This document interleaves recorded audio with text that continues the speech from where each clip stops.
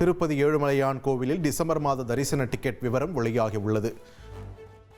Kalyanotsavam ticket காலை 10 மணிக்கு வெளியான நிலையில் டிசம்பர் மாத ஸ்ரீவாணி ட்ரஸ்ட் தரிசன டிக்கெட் செவ்வாய்க்கிழமை காலை 11 மணிக்கும், முதியவர்கள் மாற்றுத்திறனாளிகளுக்கான இலவச தரிசன டோக்கன் செவ்வாய்க்கிழமை பிற்பகல் 3 மணிக்கும் ஆன்லைனில் வெளியாகும் என்று தகவல் வெளியானது.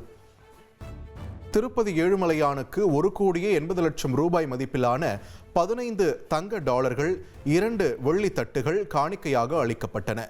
கோவா சமஸ்தான் ஜோகர்ன பாட்டகலி மடாதிபதி ஸ்ரீமத் வித்யாதீஷ தீர்த்த சுவாமிஜியிடம் இருந்து கோவில் கருவூல பொறுப்பாளர் குருராஜ் இதனை பெற்றுக்கொண்டார்.